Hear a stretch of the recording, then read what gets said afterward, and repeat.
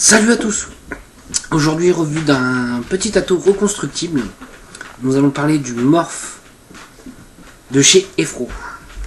Alors, qu'est-ce qu'on va faire ensemble? On va aller voir tout de suite dans la boîte ce qu'il y a à l'intérieur. On va faire, je ferai peut-être pas un petit montage avec vous, par contre, je ferai le placement du montage, enfin le placement du coton ensemble.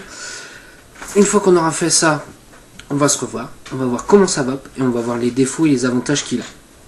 Allez, à tout de suite en gros plan. Donc nous voilà en gros plan. On va voir un petit peu ce qu'il y a dans la boîte. Donc derrière, il y a un petit flash code avec un numéro de série. Ça nous permet de voir si c'est un original ou un faux. Quelques petites indications de dangereux, enfin bref. On s'en fout un peu. Alors j'ouvre un petit peu la boîte. La boîte est assez sympa. J'aime bien. Alors il y a une petite notice. Une petite notice du Morph. Bien sûr tout est en anglais. Tout est en anglais.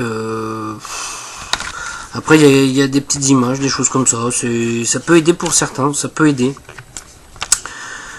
Donc voilà. Allez, on continue. On s'en fout de la notice, on est des bons français, on ne la regarde pas. Donc, à l'intérieur, nous avons des joints, des vis de remplacement et surtout, on a une vis là, une vis un peu spéciale. Je vous expliquerai à quoi elle sert cette vis. On a des coils, du coton. Ça, non. Ce tournevis là que tout le monde doit avoir en plusieurs exemplaires. On a un drip tip qui est fourni avec, qui est en plastique, recouvert d'alu, enfin d'inox ou d'alu, enfin. Et le Morph. Alors, Zou, moi je vais tout mettre à l'intérieur, parce que ça ne m'intéresse pas. Alors, le Morph. Ce qui est bien, c'est qu'il y a une cage de protection pour le Pyrex. Ça évitera des petits dangers de casse.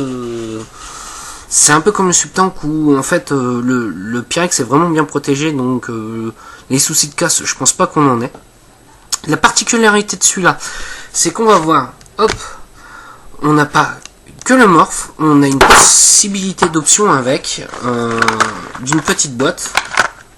Donc on va aller voir ça ensemble. Cette petite boîte, à quoi ça sert? C'est qu'en fait c'est un reconstructible, mais vous pouvez mettre des résistances normales avec ce petit kit là. Donc ce qui est pas mal, c'est qu'on peut mettre différentes résistances. On peut mettre les résistances de l'Atlantis, du Subtank et du Delta. Donc si un jour tu es en vacances, tu as perdu ton matos pour reconstructible ou tu en as plus, qu'il faut que tu cours en vitesse chercher des résistances, bah là tu vas pouvoir mettre ce que tu veux. Tu peux aller dans n'importe quel shop, je pense qu'ils auront tous ce qu'il faut comme résistance. Je pense que c'est des résistances classiques qu'on arrive à trouver, donc tu auras toujours quelque chose à vaper. Donc en fait, dans chaque petite case, c'est toujours bien précisé ce que c'est. Donc là c'est la cheminée pour le sub, pour les résistances du Subtank, c'est marqué dessus. Et le plateau, qui est juste là, marqué sub aussi, qui permet de visser la résistance du Subtank, hop, la résistance du Subtank au plateau. Et comme ça on remet l'ensemble.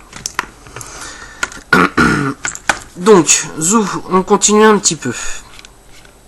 On va démonter un peu tout ça. Oui, on va démonter un peu tout ça. Hop, désolé. Alors, hop. Donc, le reconstructible, c'est un simple coil, comme ça, un plateau assez classique, même style que l'Emo 2. Tout est entièrement démontable pour pouvoir nettoyer le Pyrex, puisque le problème qu'il peut y avoir, c'est qu'il peut y avoir du jus entre le Pyrex et puis la cage. Donc c'est ça que je disais, cette partie-là, on peut la démonter. On la démonte, et comme ça on va remettre la cheminée de la résistance qu'on a besoin. Et là à ce niveau-là, on va démonter aussi hop, le plateau RBA qui revient à cette pièce-là. On va mettre là où il y a la résistance, et on va remonter l'ensemble, et on pourra passer en reconstructible. Moi c'est une idée qui me plaît bien, c'est un atout où on peut avoir des soucis avec la résistance, on arrivera toujours à avoir quelque chose pour pouvoir vaper. Par contre, quand on va remettre le plateau du RBA ou alors des résistances, on voit à l'intérieur, il y a une vis juste là il y a une vis. Et cette vis là va falloir la régler pour qu'elle puisse faire contact à ce niveau là. Donc ce qu'il va falloir c'est enlever la vis en cuivre du 510 et on va avoir accès à une autre vis à l'intérieur qui va permettre de pouvoir serrer ou desserrer et pour pouvoir faire contact. Moi j'ai eu un petit peu un temps d'adaptation, mais le temps de trouver le système je comprenais pas. Je faisais ma résistance et puis ça reconnaissait pas la taux. Pourtant je savais que ma résistance était bonne. Et j'ai regardé en fait à l'intérieur de l'airflow. On a quand même un airflow assez sympathique. Et en fait les deux ne touchaient pas et donc du coup faisaient pas contact et c'était pas bon. Donc hop, on va voir ensemble un petit peu la résistance que l'on a. Je crois que je vais être aux alentours de 0,6, 0,5, un truc comme ça, un truc dans le genre.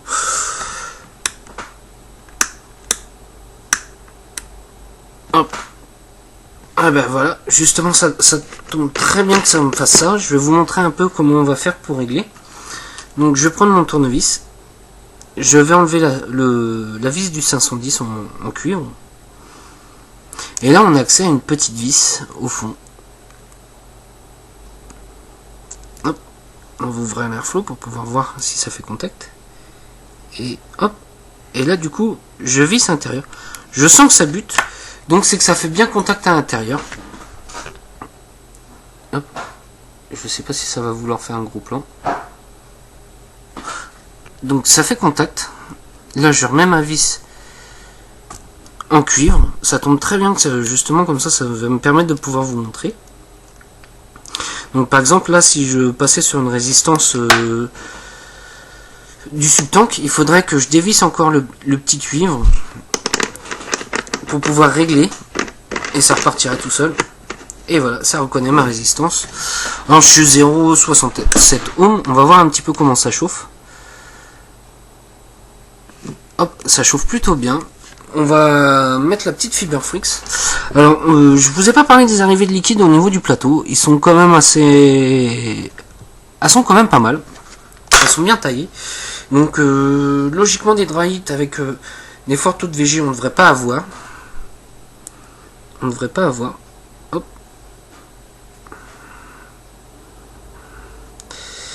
Allez, hop. Je mets ma petite Fiberfrix à l'intérieur. Je tire pour la placer. Là, je vais prendre mon plateau. Enfin, ma cloche du plateau. Et là, hop, je vais revisser l'ensemble. Alors, moi, j'aime beaucoup les petites résistances montées comme ça, type Lemo. Les deux derniers atos que j'ai pu vous faire, j'aime pas trop parce que justement, on peut avoir des problèmes de court-circuit.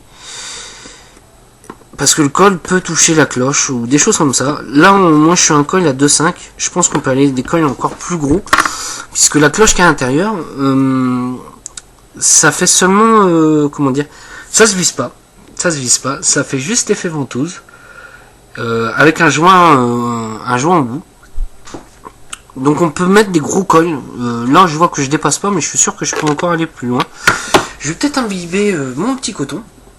Donc on va partir sur un petit liquide, celui-ci. On va voir un peu ce que ça va donner. J'ai vapé un peu. Je vous le ferai pas en revue. Je trouve pas ça extraordinaire, mais c'est pas mauvais, ça se vape. Hop. Alors pour le remplir, c'est pas compliqué. Ça va être comme un sous-tank. On va mettre sur le côté.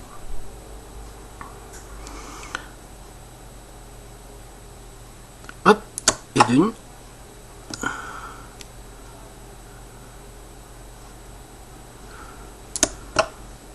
Alors si je ne me trompe pas, le tank fait une capacité de 4,5 ml. Ce qui est déjà pas mal. Hop. Et là je revisse l'ensemble. Hop. Et voilà. Allez zouf, on va mettre sur ma petite box, ma petite Sigili, on va voir. Hein, et après on va se revoir surtout pour voir comment ça va. Hop.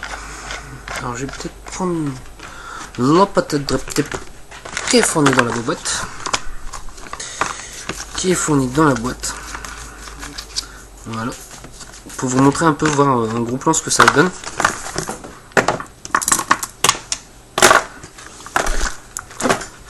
Donc voilà, alors c'est un ato qui est quand même relativement assez long. comme on peut voir sur la box, comparé à un petit Subtank,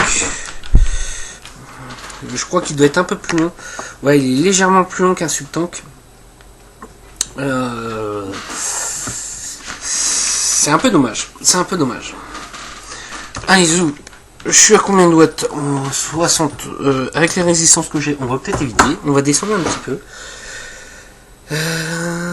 Hop. Allez, on va aller se mettre à 25 watts. Une petite vape pépère, c'est déjà bien. Allez, 24. Hop. Voilà. Allez, on se redit tout de suite un gros plan pour voir comment ça va. Donc, nous revoilà. Alors, au niveau de la tête, moi j'aime bien ce petit éclair là. Ça, j'aime plutôt bien. Ça donne un petit look. Ça change du Subtank. Ça change du Subtank. Allez, Zou, on va voir comment ça va pas un petit peu. Alors là, je suis à 24 watts. 24 watts, c'est déjà pas mal. On a vraiment une très bonne saveur. Moi, je trouve que par rapport aux derniers atos que je vous ai fait, je trouve qu'on a largement une meilleure saveur. Ouais, pour moi, on a une bonne saveur avec. On a une bonne saveur. Là, je suis à 35 watts. Avec le montage que j'ai, ça ne bronche pas. Justement, ça devrait un petit peu. Ça veut dire que les arrivées de liquide se font plutôt bien. Se font vraiment plutôt bien. Allez, on va monter un petit peu. Allez. 50 watts. Il supporte bien, ouais, il supporte bien qu'on monte dans les watts. La saveur, elle est vraiment là. Comparé au Bellus et au Mini Gobelin, là j'ai quand même une meilleure saveur. Ouais, franchement, niveau saveur, on est vraiment très bien. Alors, les points positifs. Moi, ce que j'aime beaucoup, c'est le petit kit que tu peux acheter à part pour pouvoir mettre des résistances normales quand tu es en panne, ce genre de choses. Ça, j'aime beaucoup. Certains shops, je sais qu'ils le vendent tout complet. Tout complet. Les vis de rechange, ça c'est sympa. Le drip tip, moi franchement le drip tip j'aime pas. Le rendu de saveur, franchement moi je trouve qu'il a un très bon rendu de saveur. Alors, on va passer aux points négatifs. J'en ai quand même quelques-uns, il y a toujours des points négatifs. Alors pour moi le petit défaut c'est j'ai un airflow un peu limite, on est au-dessus d'un Subtank, on est légèrement au-dessus d'un Lemo 2. J'aurais aimé quelque chose vraiment un petit peu plus aérien, mais je pense que du coup on perdra en saveur. Le point négatif pour moi, c'est d'enlever la vis en cuivre du 510. Un jour on va la perdre et il n'y en a pas de remplacement pour pouvoir changer les plateaux. Ça c'est un petit bémol, mais d'un côté j'aime bien le principe de pouvoir, en cas de problème, de pouvoir mettre ce qu'on veut dessus. Point négatif, on peut encore aller dessus, moi c'est sur sa taille, il est vraiment quand même très long. On va dire que sur une box ça te fait un talkie-walkie. Je trouve ça un peu gros. Sinon dans l'ensemble, est-ce que c'est un ato que je recommanderais? Oui, par contre c'est un ato que je recommanderais. Pour moi on a des bonnes saveurs. On a quelque chose vraiment d'intéressant. On se rapproche pas d'un dripper, ça c'est sûr et certain. Mais par rapport à tous les atos que j'ai pu tester, moi j'en suis fan de celui-là. Juste le point noir, pourquoi je me l'achèterais pas et je me le garderais pas, c'est Airflow. Il manque un petit peu d'aérien. Voilà, c'est juste mon ressenti personnel, le petit défaut que je lui trouve. Et puis voilà. Allez, sur ce, moi je vais essayer de vous refaire encore des revues matérielles pour vous faire ça, vous envoyer ça cette semaine. Allez, salut à tous et bonne journée ou bonne soirée.